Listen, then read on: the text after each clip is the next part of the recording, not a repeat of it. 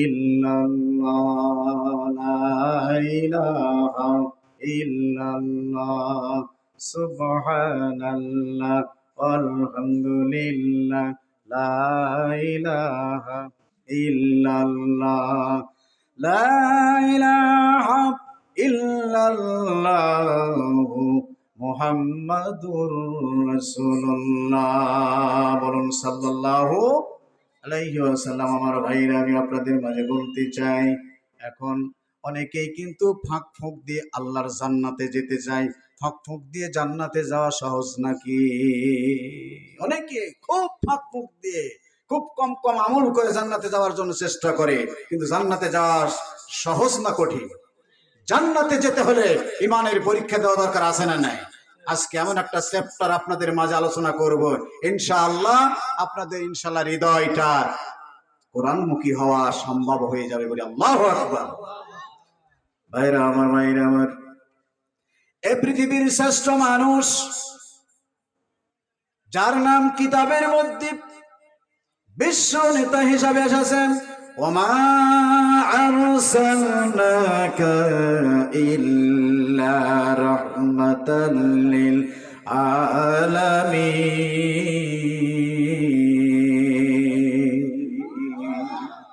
ওমা আরসালনাকা ইল্লা রাহমাতাল লিল আলামিন। জোরে করুন আল্লাহু আকবার।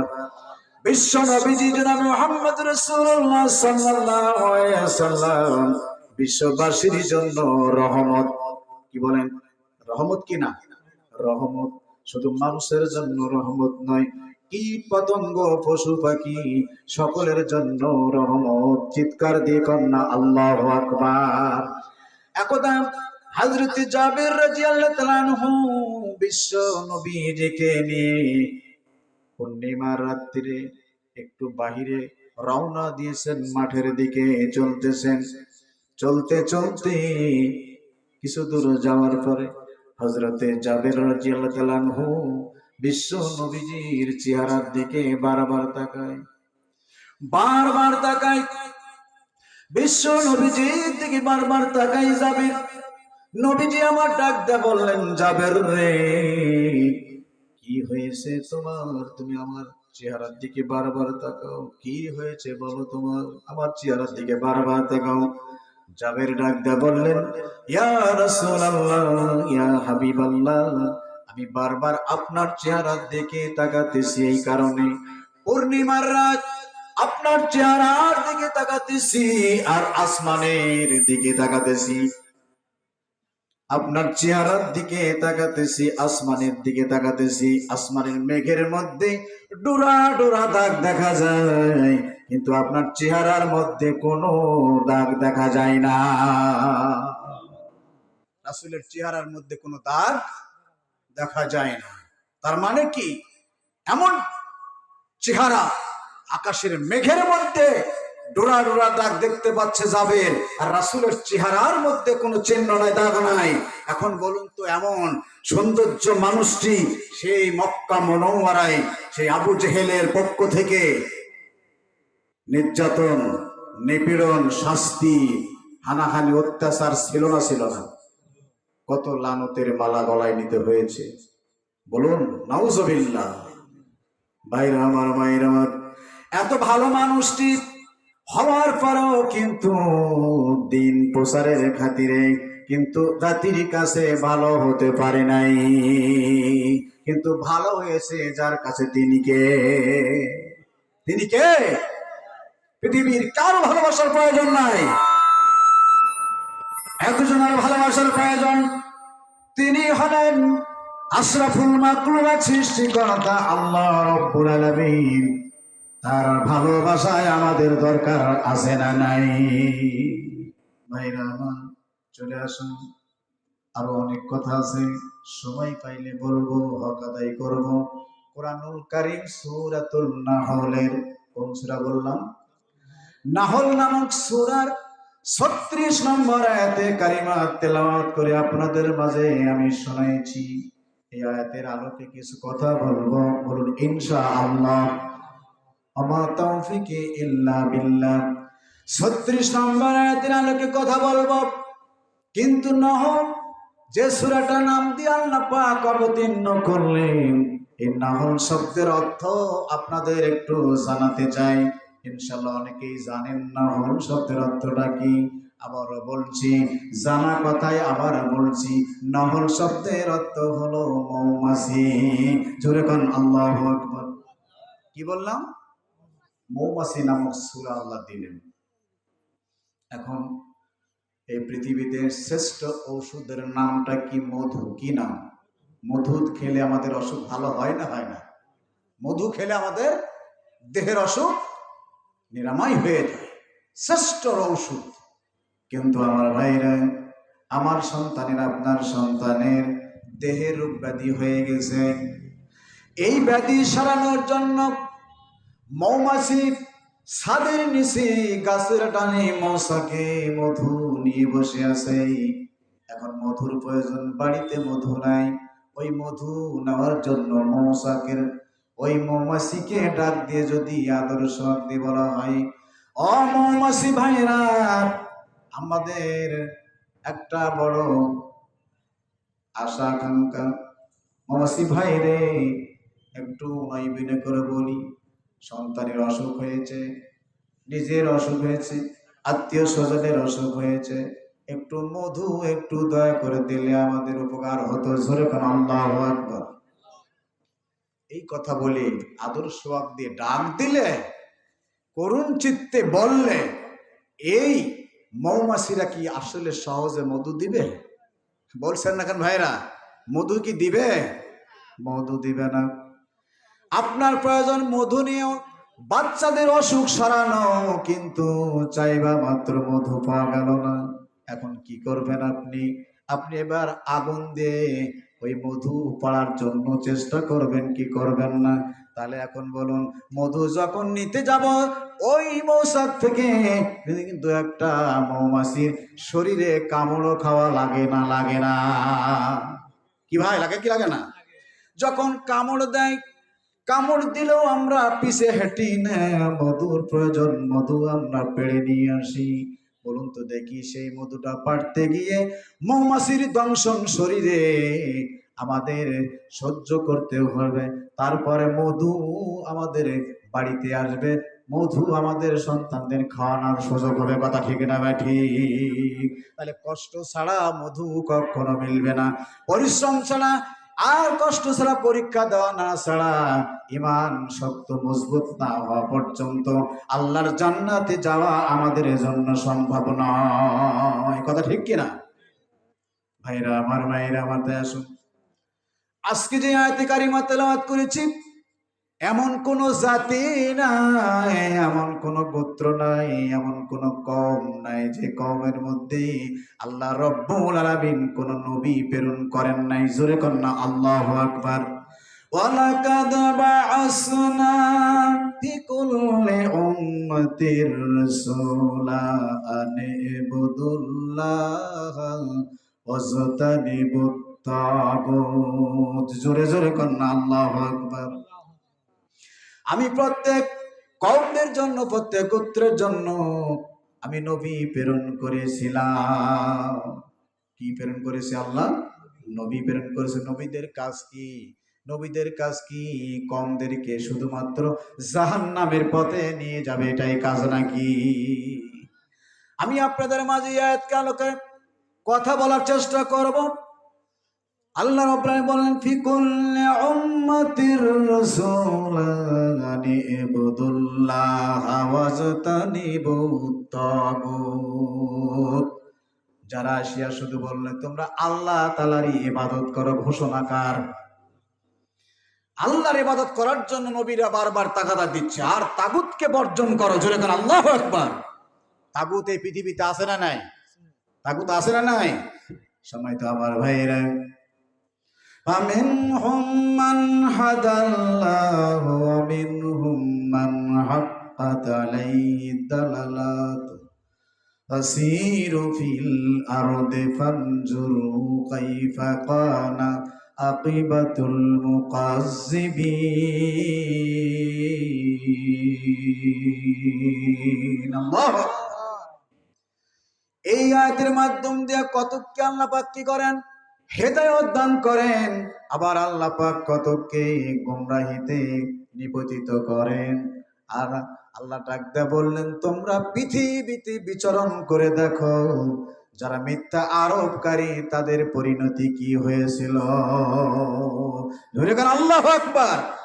যারা এই জগতে অত্যাচার, হানাহানি, নিপীড়ন, নির্যাতনের শিকার করেছিল, তারা কিন্তু আজকে সুখে নাই, অশান্তিতে আছে না নাই?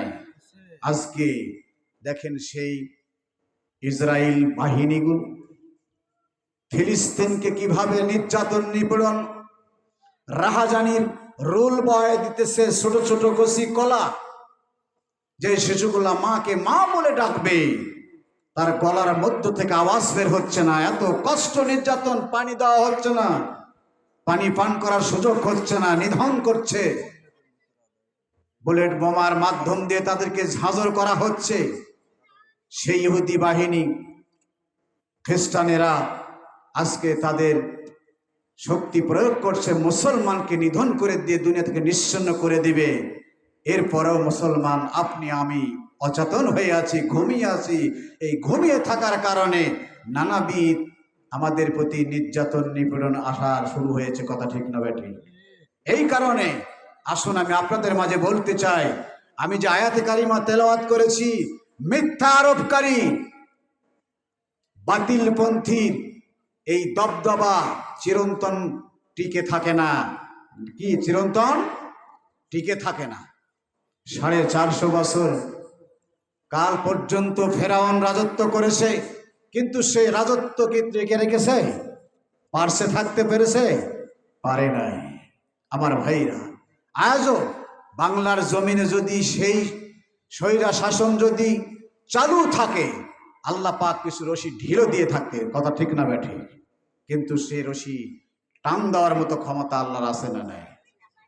ওই টান যখন দিয়ে দিল, ইনশাআল্লাহ দেশ থেকে দেশান্তরে গিয়া নিমজ্জিত হয়ে গেল। এমন ইতিহাস বাংলার জমিনে হয়েছে না হয় নাই? হয়েছে না হয় নাই? আমার ভাইরা, মা বোনেরা, তাই আসুন আমি যে কথাটা, আমি যে আলোচনাটা আপনাদের মাঝে আলোচনা নিয়ে আসবো, সেইটা হলো সূরাতুল নাহলের 36 নম্বরের আয়াতের তর্জমা শুনিয়ে দিয়েছি। বক্তব্যের হেডলাইন হলো নবীদের দাওয়াত। কাদের দাওয়াত? নবীদের দাওয়াত। দাওয়াতের অপর নাম হলো বড় আঘাত। যেরকম আল্লাহু আকবার। দাওয়াত দিতে গেলে আঘাত আছে না নাই? নবীদের দাওয়াত, যতগুলো নবী, 1,24,000 মতান্তরে 2,24,000 পায়গম্বর এসেছিল, কিন্তু আসিয়া তাদের দাওয়াতের মধ্যে কোনো 2 রকম দাওয়াত হয়েছে না একরকম? 2 রকম দাওয়াত নাই, তাদের দাওয়াত ছিল একরকম। এই জন্য আমি বলতে চাই, যেহেতু আল্লাহ রাব্বুল আলামিন বলেন প্রত্যেক জাতির জন্য 1 নয় 2 নয়, আমি 1 লক্ষ থেকে 2,24,000 পয়গম্বর পাঠাইলাম হেদায়েতের জন্য। হযরতে ইদ্রিস আলাইহিস সালামকে আল্লাহ জান্নাতে উঠিয়ে নিলেন, আরশাজিমে উঠিয়ে নিলেন, আসমানে উঠিয়ে নিলেন। সময়কাল কেটে গেল 450 বছর। কত বছর? জোরে কর না ভাই। ইদ্রিস নবীকে আল্লাহ আসমানে উঠিয়ে নেওয়ার পর 450 বছর কেটে গেল। যাওয়ার পরে ইদ্রিস নবীর কওমেরা তার নীতিগত দিক নিয়ে তারা জীবন পরিচালনা করলো, কিন্তু লম্বা সময় পরে ইদ্রিস নবীর সেই নীতি আদর্শকে বাদ দিয়া নাফরমানিতে জাতির লোকেরা নিপতিত হয়ে গেল। জোরে কর নাউযুবিল্লাহ। ওই সময়ে আল্লাহ রাব্বুল আলামিন নিজেই নিজে সিদ্ধান্ত নিলেন, এই জাতীয় লোকদেরকে হেদায়েত করা আবশ্যক, প্রয়োজন বলিয়া আল্লাহর পয়গম্বর হযরতে নূহ আলাইহিস সালামকে আল্লাহ পাক প্রেরণ করলেন। একটু জোরে আওয়াজ দিয়ে বলুন আল্লাহু আকবার। কাকে পাঠাইলেন? বলুন ভাই, কাকে পাঠাইলেন? নবীর নাম কি বললাম? নূহ আলাইহিস সালাম। নূহ শব্দের অর্থ হলো রোদনকারী, শুকরকারী, ক্রন্দনকারী। ক্রন্দন করেছেন, কাঁদতে কাঁদতে 1 নয় 2 নয় 950 বছর, কত বছর? 50 কম 1000 বছর এই কাদনার দাওয়াতের কাজ চালিয়েছিলেন। কাদনার দাওয়াতের কাজ চালিয়েছিলেন। ওয়ালা কাদারু সালনানু ইলা কওমিহি কালা ইয়া কওমি ইবুদুল্লাহ মা লাকুম মিন ইলাহিন গায়রু। জোরে কোন আল্লাহু আকবার। নূহ আলাইহিস সালাম বারবার জাতির লোকদেরকে নবী হিসাবে যখন প্রেরণ হলেন, জাতির লোকের কাছে প্রমাণ দিলেন আল্লাহ এক, অদ্বিতীয় কেহ নাই। সুবহানাল্লাহ বলবেন না? সুতরাং তোমরা আল্লাহর আনুগত্য করো, আল্লাহ ছাড়া কোনো ইলাহা নাই। কিন্তু ওই সময় জাতির লোকেরা তারে পাত্তা দেয় নাই। কথা ঠিক না ঠিক? ভাইয়ের আমার, মায়ের আমার, 1 নয় 2 নয় 50 কম 1000 বছর দিনের দাওয়াত দিল আল্লাহর পয়গম্বর নূহ। এত কাটাকাটি করলো, শুধু তার কওমের মধ্যে 40 জন পুরুষ এবং 40 জন নারী হেদায়েত লাভ করেছিল। জোরে কোন মারহাবা।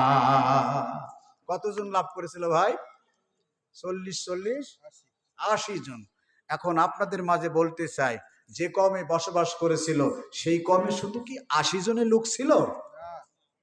আজকের এই ধরাধাম, আজকের এই সমাজ, আজকের এই কি মহল্লা, আপনারা হিসাব করে দেখেন সকল মানুষই কি নামাজি নাকি? সকল মানুষই কি আসল নামাজি নাকি?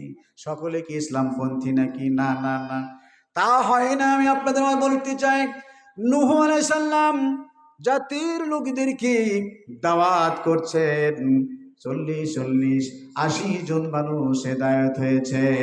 যখন উনি পাহাড়ের চওড়ায় গিয়া দাওয়াত দিলেন লা ইলাহা ইল্লাল্লাহু নূহু নবিয়ুল্লাহ, আল্লাহু আকবার।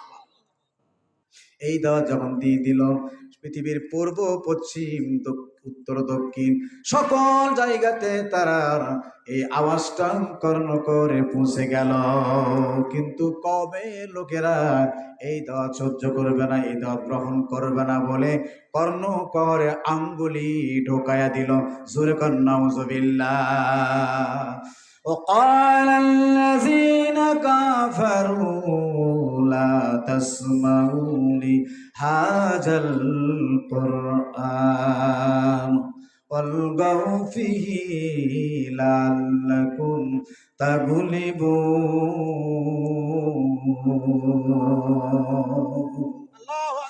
আমার ভাইয়েরা, মা বোনেরা, কুরআনুল কারীম সূরাতুল হামিম সিজদার 26 নম্বর আয়াতের মধ্যে আল্লাহ বললেন, কাফিররা বলছে কোরআন যখন পাঠ করবে তখন তোমরা কি করো? শুনবে না। তোমরা লা তাসমাউ, তোমরা শ্রবণ করবে না। আর যখন পাঠ করা শুরু করবে তখন তোমরা কি করবে? হট্টগোল বাঁধায়া দিবে। যদি তোমরা হট্টগোল বাঁধায়া দাও তাহলে তোমরা বিজয়ী হওয়ার সম্ভাবনা থাকে। জোরে জোরে কন্যা নাউজুবিল্লাহ। বাস্তবিক কথা বলছি। ভাইয়ের আমার, মায়ের আমার, কানে আঙ্গুলি ঢুকায় দিল, নূহুর দাওয়াত গ্রহণ করবে না। এরপরে আবার যখন নূহ দাওয়াত বন্ধ করে না, আওয়াজ দিতে থাকে, সঙ্গে সঙ্গে আবার কি করে? জাতির লোকেরা দলবদ্ধ ভাবে তারা একবারে গুছিয়ে আসিয়াই নূহ নবীকে মারপিট শুরু করে দেয়। নাউজুবিল্লাহ বলবেন না? এমন মারপিট শুরু করে দেয়, কিতাব প্রমাণ করছে শরীর থেকে রক্ত ফিঙ্কার দিয়ে বের হয়ে যায়, ফেটে ফেটে রক্ত বের হয়ে যায়, তার শরীরের জামাটা রক্ত ভিজে যায়, সময় সময় অজ্ঞান হয়ে যায়।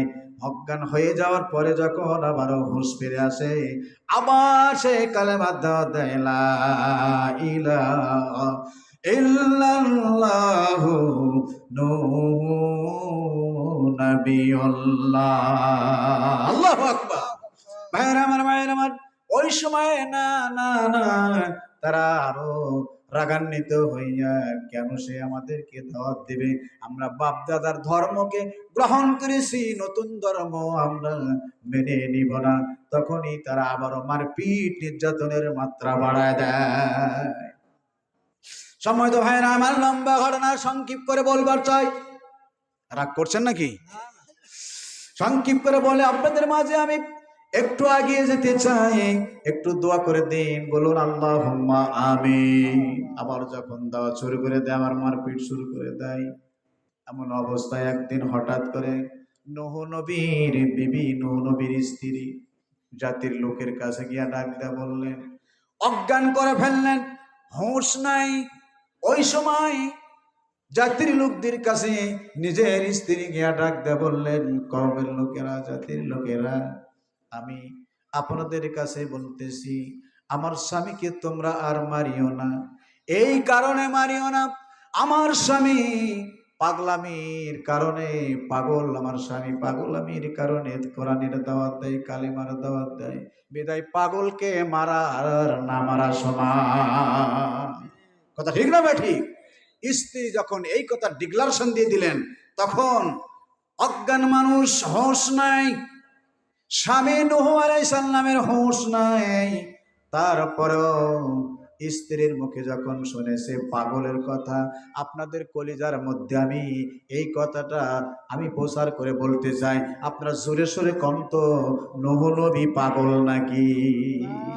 কিন্তু নিজের স্ত্রী যদি পাগল বলে, এটা কি সহনশীল? আপনার স্বামী, আপনি আমি স্বামী হয়েছে, আমার বিবি যদি বলে পাগল, আপনার স্ত্রী যদি বলে অপরের কাছে আমার স্বামী পাগল, তাহলে বলুন তো ওই স্ত্রীকে পোলাও খুরমা খাওয়াবেন নাকি? পোলাও খুরমা খাওয়াবেন না। স্ত্রী যখন পাগল বলেছে, ওই কথাটা আল্লাহর পয়গম্বর নূহ নবীর কানে যখন পৌঁছে গেছে, অজ্ঞান আছে, হুঁশ ফিরে পেয়েছে। এই হুঁশ ফিরে পাওয়ার সঙ্গে সঙ্গে নূহ আলাইহিস সালাম আল্লাহর দরবারে দুখানা হাত তুলেছে, রব্বুল আলামিন, মাওলা রে, আমি পাগল নই, তুমি তো ভালো জানো। মা সাহিবুকুম বি মাজনুন,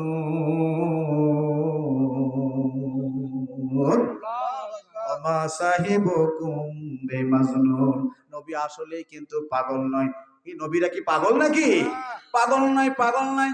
আমার ভাইরা, ওই মুহূর্তে নূহ আলাইহিস সালাম আল্লাহর কাছে ফরিয়াদ করলেন, মাবুদ, আমার জাতির লোকেরা আমার দাওয়াত গ্রহণ করবে না, বিদায় আমি পরাস্ত হয়ে গেলাম, আমি পরাজিত হয়ে গেলাম, আমার দাওয়াতে আমি তাদেরকে আমি আগাইতে পারলাম না। ও মাবুদ, আমার নিজের স্ত্রী আমার বিপক্ষে কথা বলেছে, আমার জাতির লোকদের মধ্যে কাহারও তুমি দুনিয়াতে বেঁচে রাখিও না। কি চাওয়া পাওয়া! এই চাওয়া পাওয়াটা আল্লাহ রাব্বুল আলামিন কখনোই কিন্তু নামঞ্জুর করলেন না। জিব্রাইল পাঠিয়ে দিলেন, জিব্রাইল রে, যা নূহ নবী যা চায় আমি নিশ্চিত সেটা কবুল করে নিব। একটু জোরে জোরে কন্যা আল্লাহু আকবার। ওরে মন, তুই মরিলে কান্দিবে কয়জন? আল্লাহু আকবার।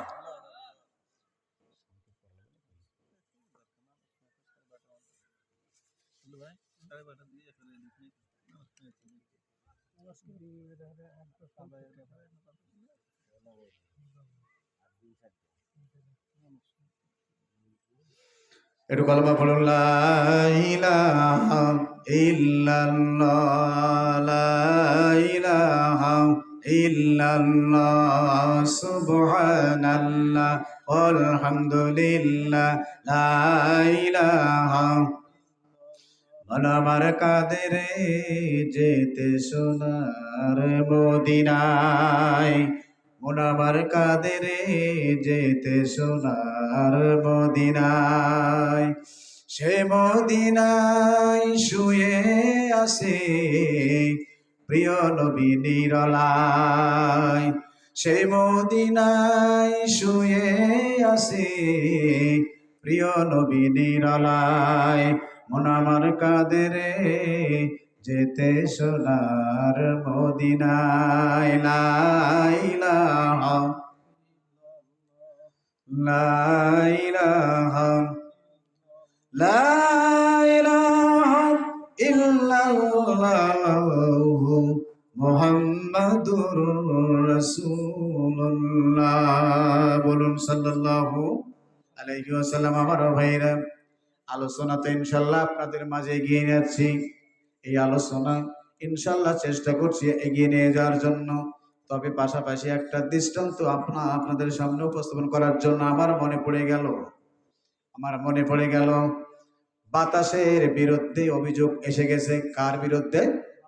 বাতাসের বিরুদ্ধে মামলা হয়ে গেছে, বাতাসের বিচার হবে। এই বাতাসের বিচারের একটা দৃষ্টান্ত আপনাদের মাঝে দিতে চাই। আল্লাহর পয়গম্বর হযরত দাউদ আলাইহিস সালামের কাছে একজন বৃদ্ধা মহিলা অভিযোগ করেছে বাতাসের বিচার। কেন বিচার করে নিবে? মহিলা ডাক দিয়ে বললেন, বাদশা নামদার, বাড়িতে আমার খাবার কিছু নাই।